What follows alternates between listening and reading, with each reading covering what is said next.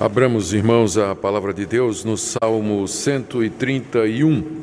Daremos continuação à exposição dos Salmos de Romagem. Estamos chegando ao fim. 131, 132, 133 e o último é o 134. Então, mais um mês e nós devemos terminar essa série nos Salmos de Romagem. Salmos dos Peregrinos. Esse é o Salmo de número 12, é o 12º que nós estamos expondo da lista dos 15. Salmo 131. Senhor, não é soberbo o meu coração, e nem altivo o meu olhar. Não ando à procura de grandes coisas, nem de coisas maravilhosas demais para mim. Pelo contrário, fiz calar e sossegar a minha alma. Como a criança desmamada se aquieta nos braços de sua mãe, como essa criança é a minha alma para comigo. Espera, ó Israel, no Senhor, desde agora e para sempre. Amém. Oremos.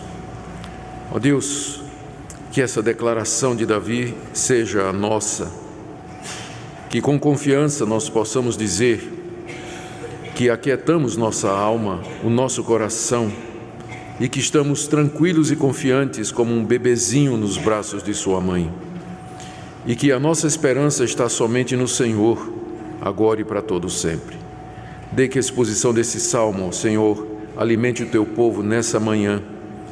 Nós oramos também pelos demais irmãos que se encontram reunidos em outras partes do mundo para adorar o teu nome, ser instruídos na tua palavra, para te cantar louvores e ter comunhão uns com os outros. Oramos, ó Deus, pela igreja perseguida, por aqueles que vêm sofrendo e que são impedidos de se reunir, ou que têm pago com a liberdade ou a vida o privilégio, Senhor, de professar o teu nome. Pedimos que tu estejas conosco mais uma vez. Em nome de Jesus. Amém. Queridos, esse salmo é atribuído ao rei Davi. Davi, o mais conhecido dos reis de Israel, era pastor de ovelhas. Deus o tirou de detrás do rebanho e o colocou como rei no lugar de Saul. Davi foi o segundo rei de Israel e de todos o mais conhecido. Conhecido como amigo de Deus, escreveu vários dos salmos, homem de guerra, homem temente a Deus. E esse salmo é um salmo onde ele exorta o povo de Deus a esperar somente em Deus, depois que ele aquieta e acalma o seu próprio coração.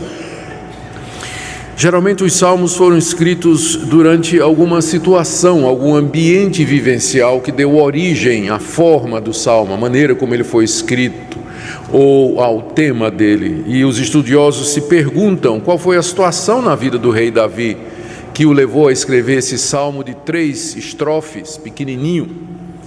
E uma das possibilidades é quando Davi ainda não era rei de Israel e ele tinha sido acusado pelo rei Saul e pelos seus súditos de que Davi tinha ambições de se tornar rei e que estava querendo matar Saul e ocupar o trono de Israel. E nós lemos a respeito desses episódios nos 2 livros de Samuel e também no livro das Crônicas. De fato, houve uma época em que Deus deixou muito claro que Davi seria o verdadeiro rei de Israel. Só que quem reinava era Saul. E Saul começa a olhar para Davi como sendo o rival, aquela pessoa que tomaria o trono no seu lugar. E os cortesãos, os súditos do rei Saul ficavam instigando Saul e dizendo: olha, Davi está tramando contra ti, porque Davi tem aspirações, Davi quer ser o rei de Israel. Isso fez com que o ódio de Saul por Davi se multiplicasse e também fez com que ele procurasse matar a Davi diversas vezes. Então, quem sabe foi nessa ocasião em que Davi escreveu esse salmo, em que ele diz que o coração dele não buscava essas coisas, que o coração dele não queria coisas extraordinárias para ele, que o olhar dele não era soberbo e nem altivo, ao contrário, a alma dele estava muito tranquila, confiante e satisfeita nos braços de Deus, como uma criança está nos braços de sua mãe. Ele não estava procurando essas coisas, a satisfação dele era em Deus, Deus o bastava. E aí ele termina o salmo dizendo ao povo, aos seus colegas, aos seus compatriotas, para que colocassem a sua esperança e a sua confiança somente em Deus, agora e para todo sempre, porque Ele é quem pode de fato satisfazer os anseios mais profundos do coração. Então é isso que é esse salmo. Ele é uma expressão de Davi diante de Deus. Note que, embora seja dirigido a Deus, esse salmo não é uma oração, ele não pede nada aqui, ele só declara diante de Deus.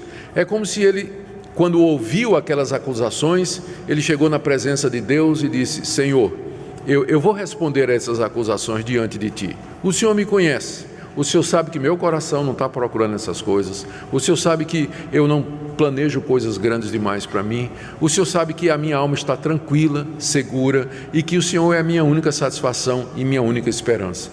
Então esse salmo é uma espécie de prestação de contas que Davi faz da sua alma diante de Deus, porque Deus é aquele que conhece o que se passa dentro de nós. Nós temos que dar contas dos nossos atos às pessoas, aos homens, àqueles que nos rodeiam, mas acima de tudo nós temos que dar conta do nosso coração diante de Deus, e é isso que Davi está fazendo aqui, uma prestação de contas, porque ninguém conhece nossa alma melhor do que Deus. Ele é quem sonda o mais íntimo do nosso coração, e é quando nós nos colocamos na presença de Deus que nós temos verdadeiro conhecimento de nós mesmos. É interessante que João Calvino, nas Institutas de Religião Cristã, que é o livro clássico da Reforma Protestante, ele começa as Institutas, que é um compêndio de teologia, exatamente falando do conhecimento de Deus. E ele diz que quanto mais você conhece a Deus, mais você se conhece. Ao contrário do que diziam os filósofos, não é? Gnosko se auto, em grego, não é? Conhece-te a ti mesmo, na ideia de que quanto mais você se examina e você se analisa, você vai ter um conhecimento correto de si mesmo. Calvino e outros reformadores disseram: quanto mais você conhece a Deus, mais você vai conhecer você mesmo, porque é diante de Deus que o nosso coração se manifesta, diante de Deus a nossa mente fica clara.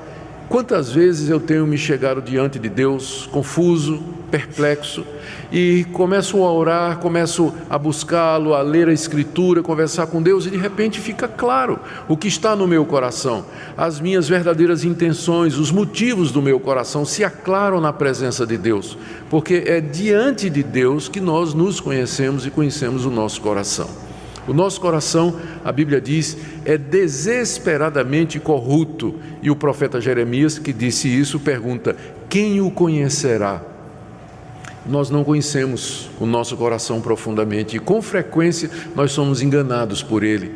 Por isso que esse tipo de coisa que Davi está fazendo aqui, ele comparece diante de Deus e examina o seu coração, e ele conclui: Senhor, as minhas intenções estão corretas, eu não quero ser rei de Israel, eu não estou buscando a coroa, eu não quero ter poder e glória, o Senhor conhece o meu coração, o Senhor sabe que eu estou me sentindo, na verdade, como uma criança desmamada nos braços de sua mãe. Essa é uma das grandes vantagens da oração e da vida em comunhão com Deus, que nós aprendemos a nos conhecer a nós mesmos.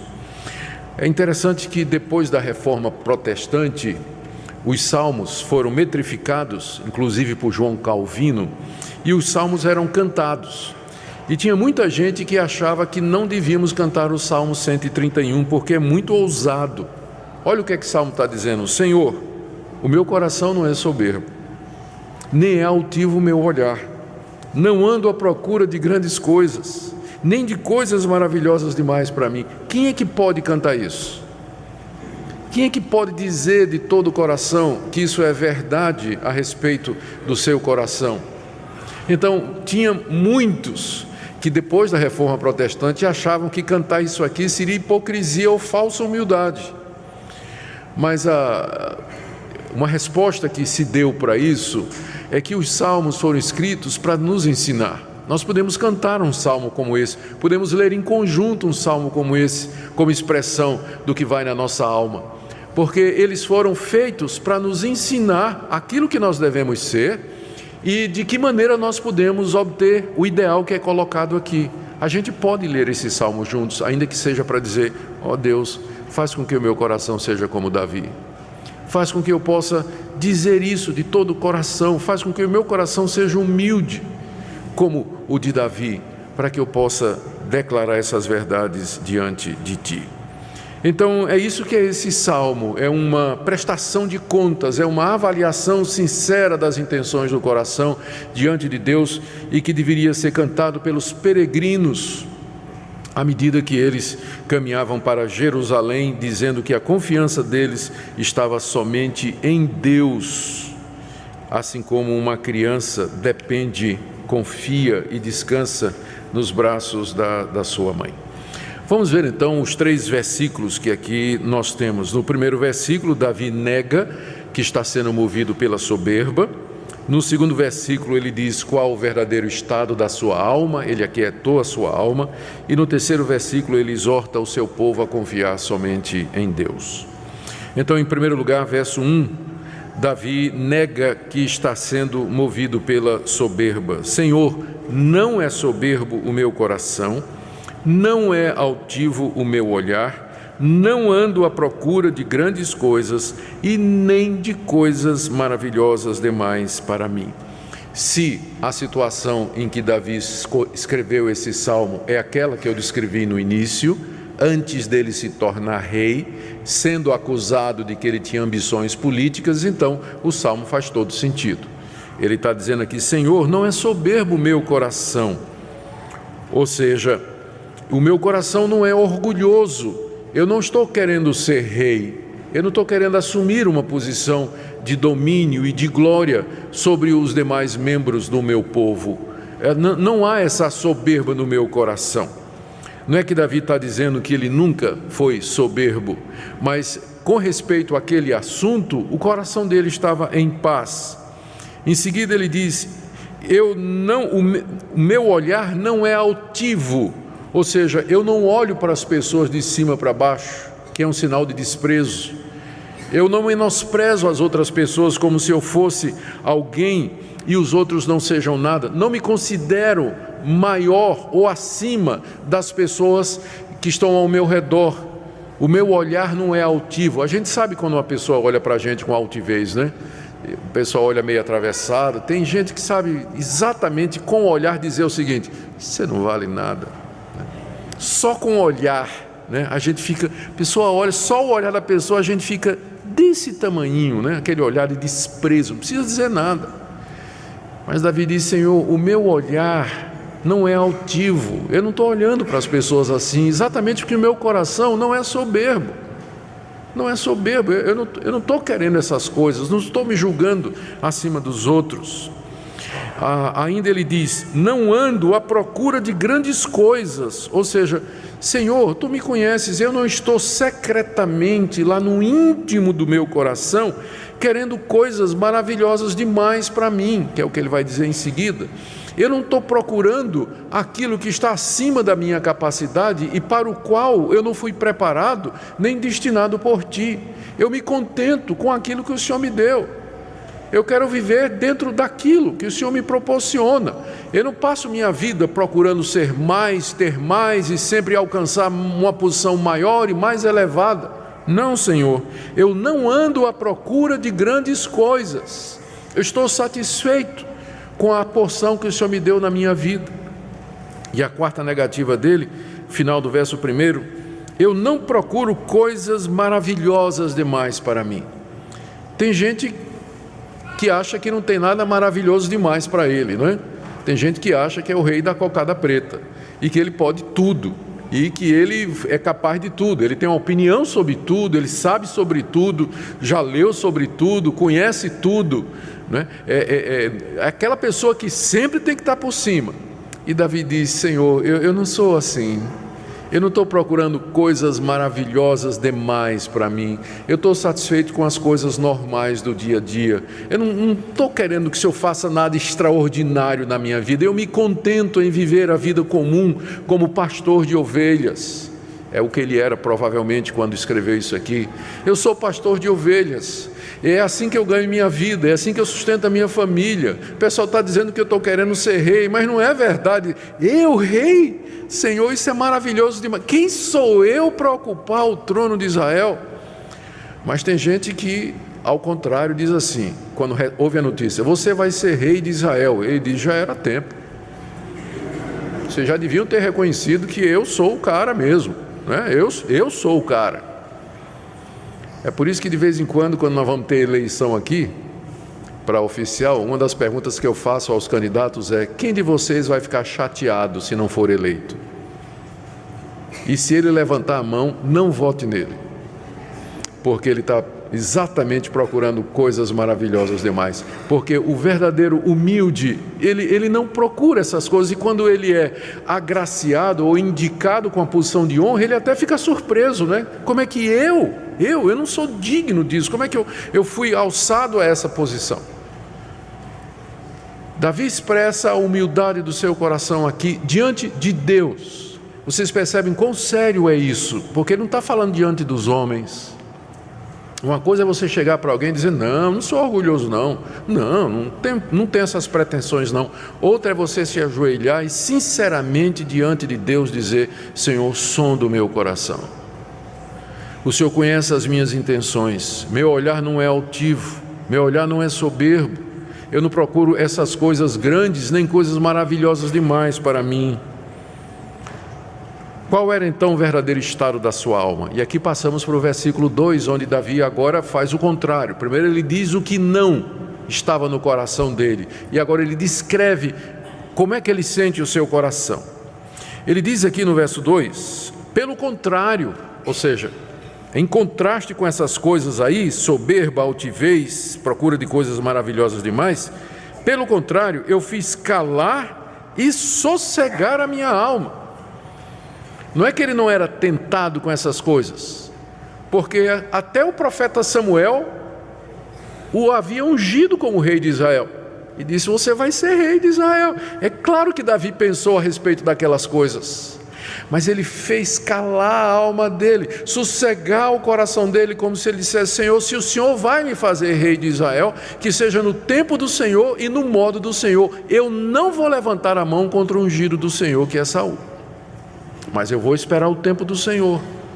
E não faltou gente que dissesse assim: você tem a oportunidade agora, mata Saul. Lembra do episódio em que Davi estava na caverna de Adulão e Saul estava de ladinho ali, nem tinha percebido? Davi estava lá com seus homens, e os homens disseram: é agora, mata.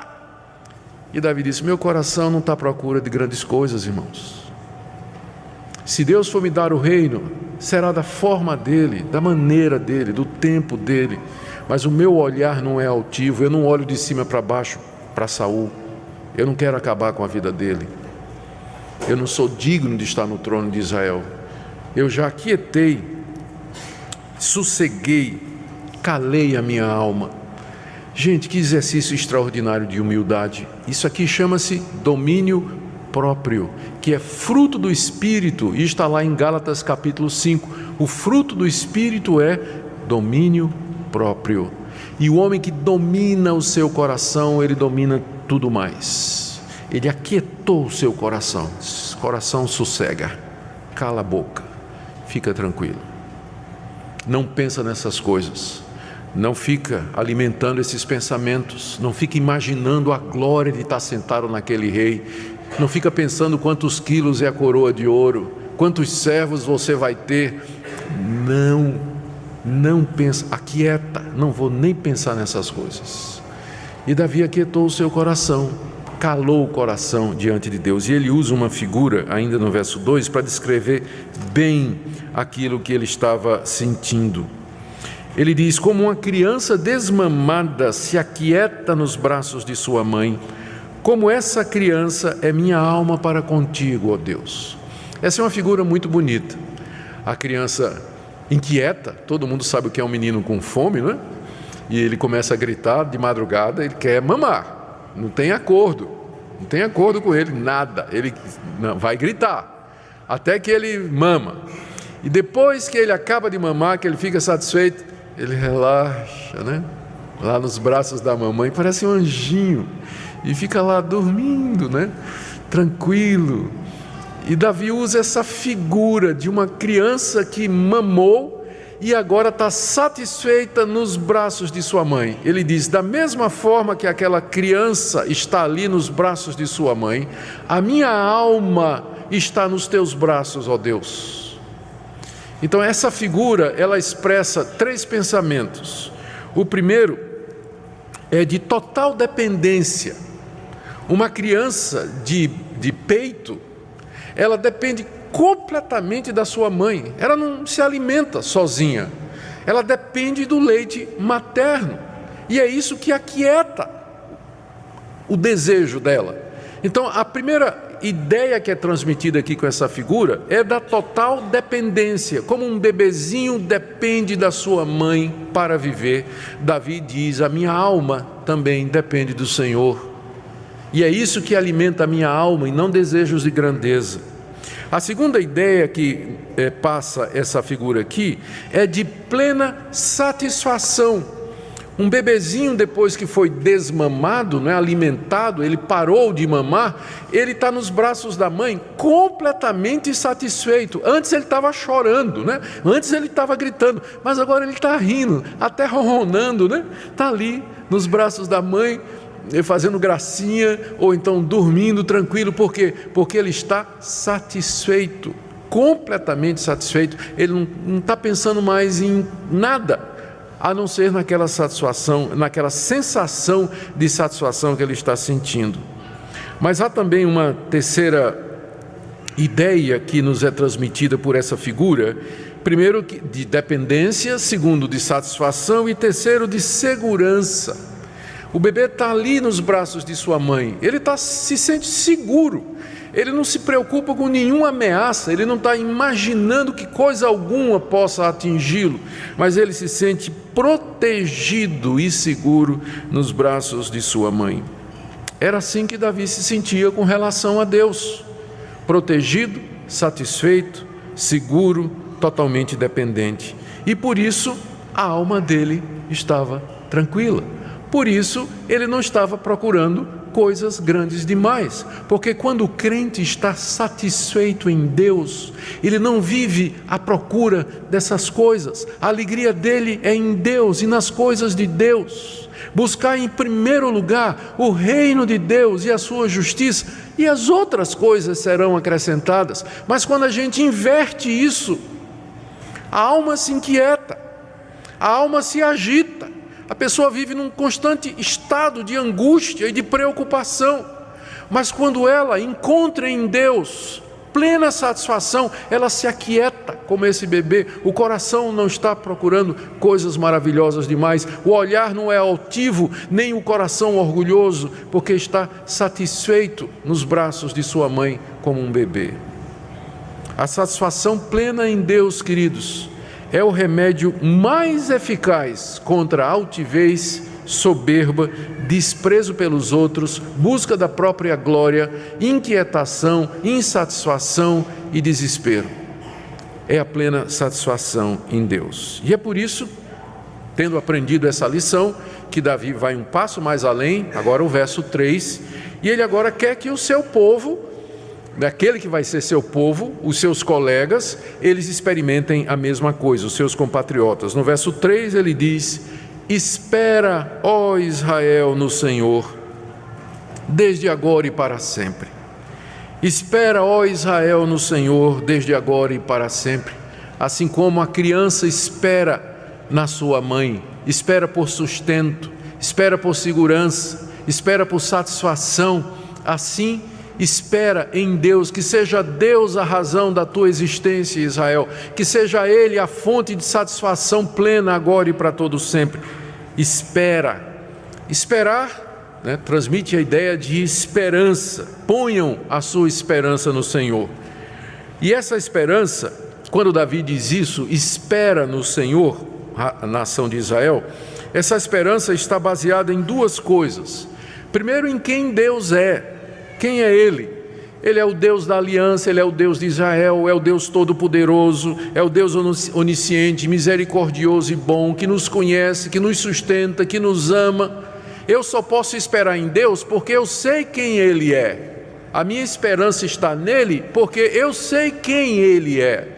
Senão eu não teria esperança, eu teria suspeita, eu teria dúvidas, eu teria questionamentos. Mas eu sei quem é Deus, o meu Criador, o meu Redentor, que deu seu Filho para morrer pelos meus pecados, que derramou na cruz sangue precioso para que eu pudesse me reconciliar com Ele. Esse é o Deus do qual a Bíblia diz: ponha a sua esperança nele, aguarde nele, descanse nele.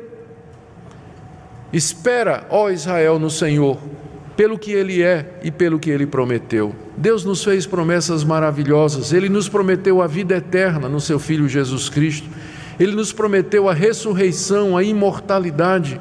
Ele prometeu que estaria conosco nas nossas aflições aqui nesse mundo, que mesmo que passemos por dificuldades e contrariedades, Ele está conosco a cada momento. Ele prometeu que não nos deixaria ser provados e tentados mais do que nós podemos suportar.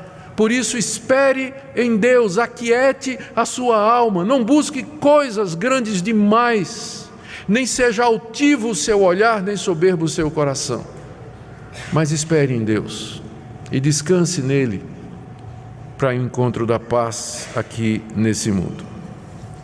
Os peregrinos deviam cantar isso quando estavam a caminho de Jerusalém. É um salmo de romagem e nós também devemos cantar esse salmo à medida que nós caminhamos aqui nesse mundo e peregrinamos com relação ou com direção a Jerusalém celestial. Eu estava lendo a história do Viktor Frankl, que era um neurologista e psiquiatra áustrio, natural da Áustria, não é? Ele viveu nos campos de concentração nazista de Dachau, Auschwitz. Ele atravessou todo aquele período e sobreviveu. Ele disse que sobreviveu porque ele tinha esperança de que alguém viria libertar. Ele não era cristão, mas ele tinha esperança de que alguma coisa haveria de acontecer que quebraria o poder dos nazistas. E na sua biografia ele descreve como ele passou fome, sede, frio, doença, atacado de vermes, muito medo, mas ele sobreviveu porque ele tinha esperança. Mas aí ele narrou vários casos que ele encontrou de prisioneiros que perderam a esperança, que não tinha mais esperança. E quando o prisioneiro perdia a esperança, ele ficava deitado na cama, ele não levantava mais. Ele não obedecia a ordem dos nazistas, ele não comia, ele não fazia as suas necessidades no lugar certo, ele simplesmente ficava ali esperando para morrer. Viver sem esperança traz esse tipo de paralisia, inércia e morte.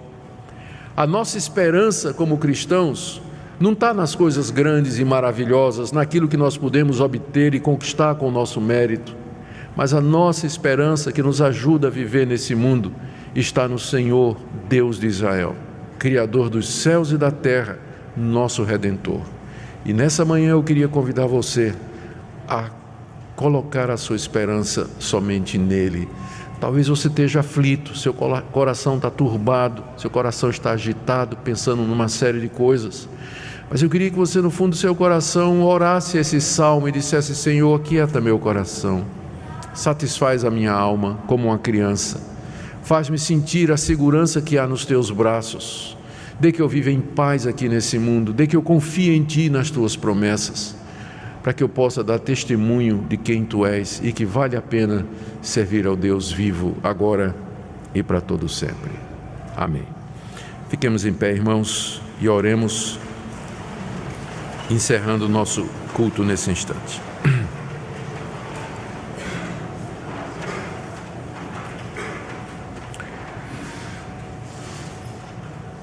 Senhor, tu és a nossa esperança. Em Ti somente encontramos plena satisfação, descanso para as nossas almas. Como Teu Filho um dia nos disse: vinde a mim todos vós que estáis cansados e oprimidos, e eu vos aliviarei. Oro, Senhor, pelo teu povo aqui reunido, por aqueles que estão inquietos, desesperançados, agitados, na busca de coisas grandes demais, coisas maravilhosas. Oro por aqueles cujo olhar é soberbo e cujo coração é altivo. Eu peço, Senhor, que a tua palavra cure, instrua, abençoe, repreenda, console e conforte nessa manhã. Que teu povo saia transformado daqui, depois de ouvir a tua voz, porque tua voz aquieta o coração e nos dá luz e instrução. Fica com teu povo nessa manhã, é o que nós te pedimos.